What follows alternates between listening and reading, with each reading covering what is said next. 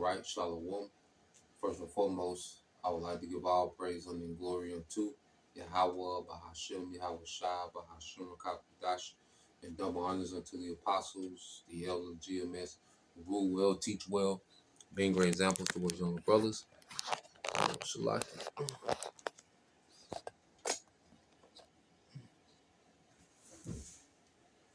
Oh, and peace and blessings and salutations to the hopeful elect out there pushing his word and truth and their sincerity across the four winds in the name of Yahweh Bashim Al Shah, pushing get up out and shalom to the hopeful elect, the believers, the listeners, whom have came back to the obedience of the scriptures through faith in Yahweh Bashim Al Shah.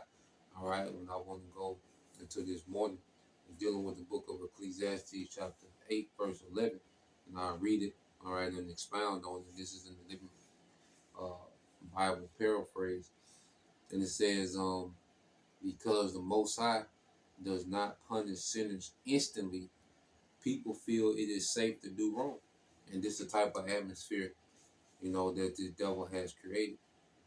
Okay, now he creates an atmosphere where he enforces his laws, but the laws of the Bibles or the laws of the Bible is disregarded. Okay, he has created an atmosphere to where, what he says, the things that he all right, says is law. What he says is true, are enforced, okay, but the standard of the scriptures, okay, is demonized. Not only is it not regarded, but it's demonized, you know? So this man has created an anti-Messiah society, okay, full of rebellion. And because there hasn't been a major judgment, all right, for the rebellion that we see in the earth, people have come to the conclusion that they're okay, all right, that this rebellion is okay. For women to rebel against their order, okay, for adultery, to be a culture, you see, to selling, witchcraft, that's a culture amongst our people, okay, which ultimately Esau Edom, he's a facilitator of all the wickedness of our people. Our people are wicked for participating in this wicked system, okay, this wicked culture, you see, but we can't negate that Esau is the facilitator of it. He makes, all right, the wickedness of the world possible, especially amongst the tribe. Because there's an emphasis on the tribes, being degenerate. Okay? And our people, have been going off for so long without, all right, a major correction from on high that they think is okay. Okay? The American people as a whole, all right, the wickedness of their government, okay, has gone on for so long that there hasn't been a major judgment on America, and everyone thinks that it's okay. Okay, people still want this system to continue no matter how much wickedness that is done in the earth.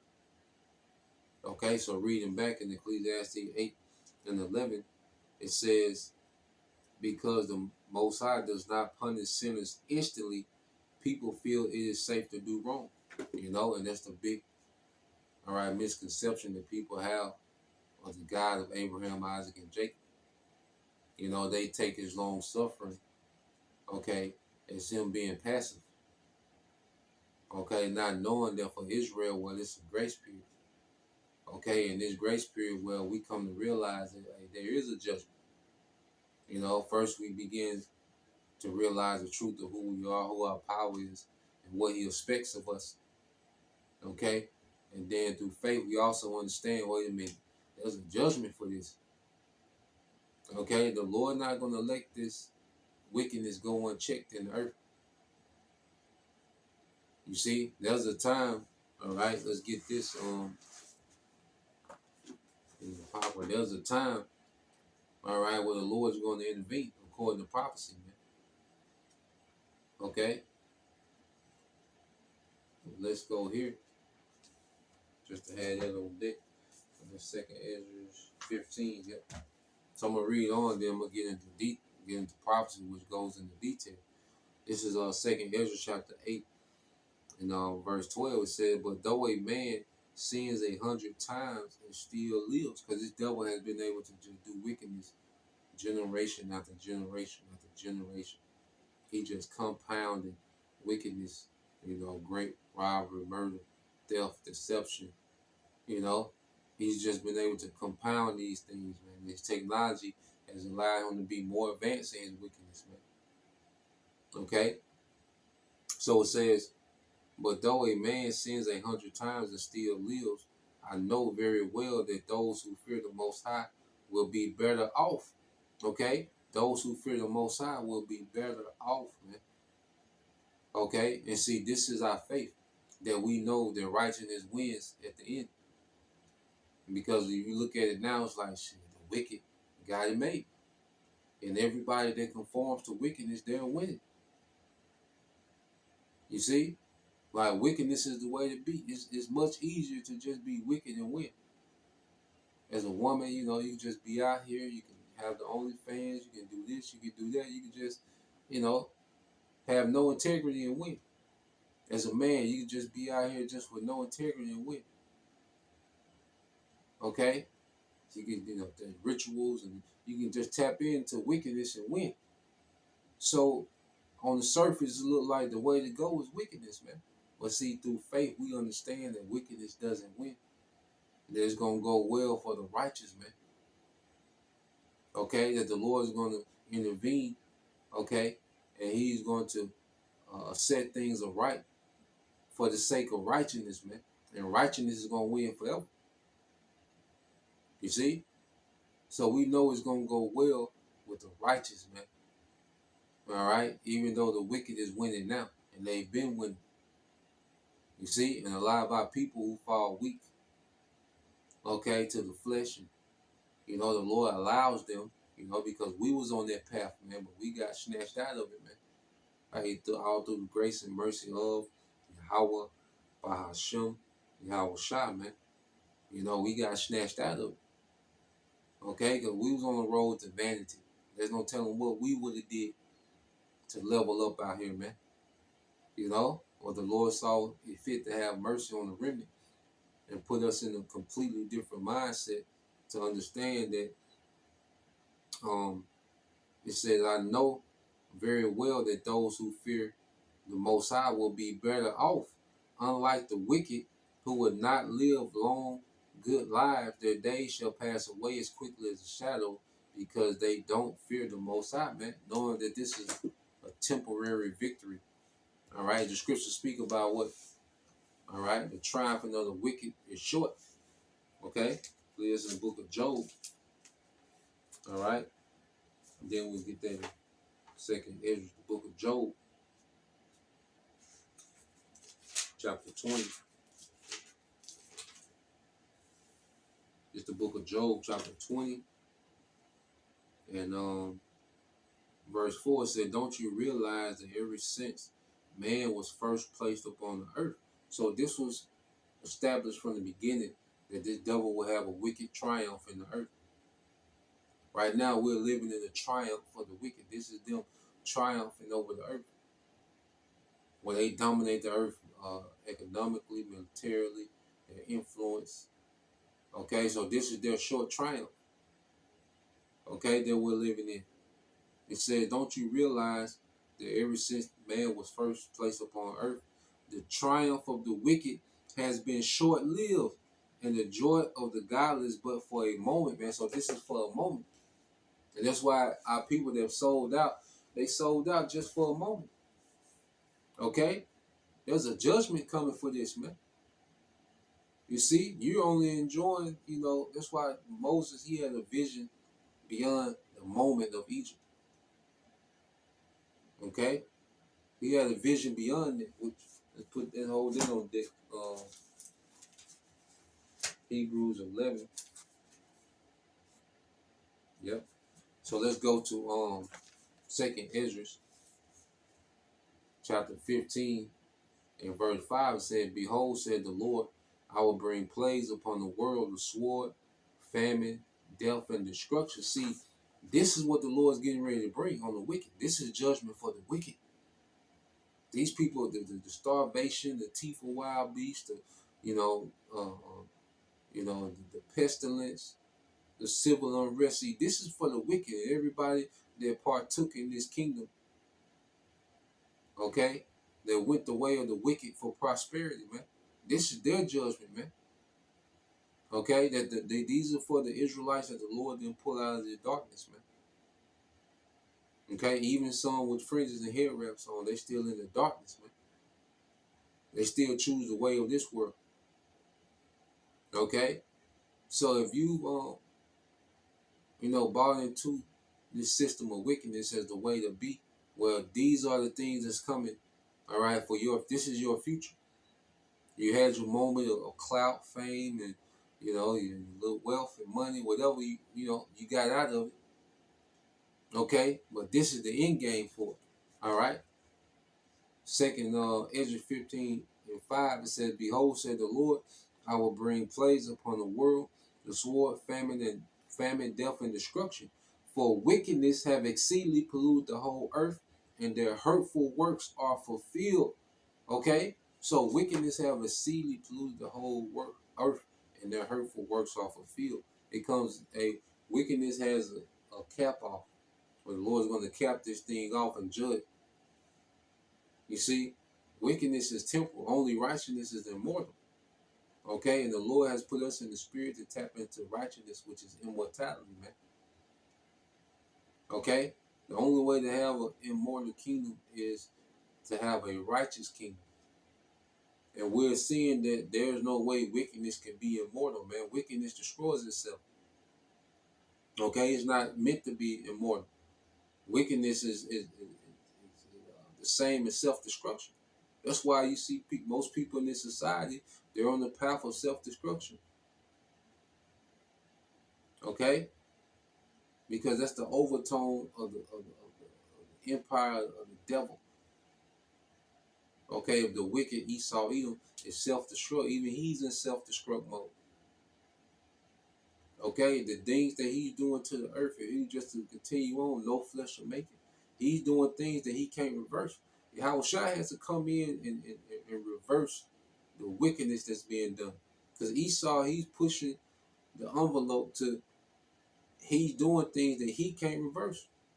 There's pollutions in certain things that he can't reverse. So even he himself, with all this money and influence and power, he's in self-destruct mode because that's the nature of wickedness, is to destroy yourself, man. Okay? But this devil, he knew how to dress it up. It's convenience, it's progression, it's transcendent. Hey, this man, that's why I say he's more crafty than any beast of the field, because he was able to dress up self-destruction as transcendent. Okay? This devil, we call it, he's a huckster. Okay? So going back into it, we go into Hebrews chapter 11 and verse 24.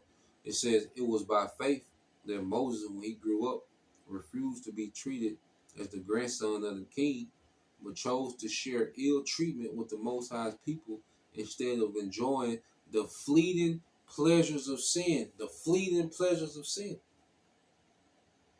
Okay? So Moses had a mind beyond that current situation. He was in, and see, Moses was in a higher position than any of you niggas that sold out ever could be. He gave up a higher position than any of you niggas that have sold out could ever be in, man. He was amongst the real elites, man. All right, you niggas are just do boys for the do boys of the do boys of the do boys of the elites, man. Okay, Moses was in that circle, man, in that elite family amongst the Pharaoh, man. Okay, they had real power, man.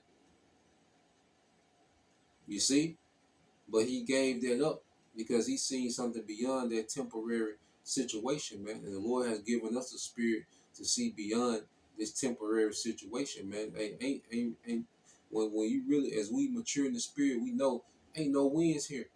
Ain't no true wins here. Ain't nothing to gain here. Ain't nothing to gain in America. What the hell could you gain here in this system, man? Everything that we desire now is in the world to come. Okay? Ain't no come up on this side, man. only death, only confusion, only dysfunction, only a headache. All right, yeah, it might have a little temporary ooh, ah, then after that, it's a damn nightmare, man. Everything. You see? So we know the Lord has given us a spirit to look beyond, okay, this little season of the wicked winning. Okay, which a lot of our people have chose to participate in this wickedness, man. All right, but the Lord has given us a mind just like He gave Moses to look past this, man. Okay, and it says, he thought that it was better to suffer for the promise anointed than to own all the treasures of Egypt, for he was looking forward to the great reward that the Most High would give him. Okay, read this again. He said he thought that it was better to suffer, okay, for the promise anointed Yahweh Shai than to own all the treasures of Egypt, for he was looking forward to the great reward that the Most High would give him. He was looking forward to something better, man, something everlasting, something in righteousness, man. Okay, because to obtain in this world, you got to bow down to wickedness. The higher you want to go, the more wickedness you have to bow down to, man. You know, Moses seen better. We see better, man. We see a kingdom where we're going to have abundance and we're allowed to be righteous, man. Not only to be righteous, but to enforce righteousness in the earth, man. See, we got a way better situation coming, man. That's why Yahweh Shai, he didn't bow down. You know, when he was tempted with, you know, the rulerships of this current age. He's like, nah, man, I got everything coming. You know, then this is temporal. I got an everlasting kingdom coming. We got an everlasting kingdom coming. Okay, these niggas that sold the bag at the end. I mean, these niggas that took the bag, okay, at the end. They wanted this temporal. They wanted the treasures of Egypt. You see, they couldn't. They didn't have no respect of the promises. Okay, that was through Yahweh Shai. Okay, just like Esau, they wanted to bless themselves, man. Okay, verse 27 it says, and it was because he trusted the Most High that he left the land of Egypt and wasn't afraid of the king's anger. Moses kept right on going. It seemed as though he could see the Most High right there with him, man. Hey, Moses had a vision. He was a visionary. Okay? Like I said, we don't care about, you know, the king's anger. How Esau feel about what we doing. That's another thing too. You niggas sell out, man, because hey, you're timid because of what we're doing is making this devil infuriated, man. Infuriated. Okay? Like I say, you don't got that spiritual dog in you like Caleb. You know, which is all a gift from the Lord. Our boldness comes from Yahweh Bashem Al Shai. Our boldness comes from our trust in our power, not of us, man. Okay? Because we can do nothing, man, against the devil. But we have a power that's gonna make Esau like a little boy. Okay? We finna see Esau get done bad in the earth, man. All through the power of Yahweh Bashem Al Shai. Okay? And we can see it. We can see all of it. We can see Esau going to captivity, this kingdom being completely destroyed, broken down, dismantled, man, and a righteous kingdom being established in the earth, man. We can see it, man. You know, the Lord has made us visionaries to look beyond this current situation, man. Okay? We don't care about the anger of Esau, these heathen, our people that disagree and think we doing. We don't care about none of this shit, man. You know, because we know what it is, man. We got our power right here with us, man. You know? So, Lord will, you brothers, all right, and you sisters edify once again. I want to give all praise and glory unto Yahweh, Bahashem, Yahushua, Bahashem, Kakadash, and double honors unto the apostles and the elders of GMS who rule well, teach well, being great examples towards younger brothers. And peace and blessings, salutations, and hopefully, shalom.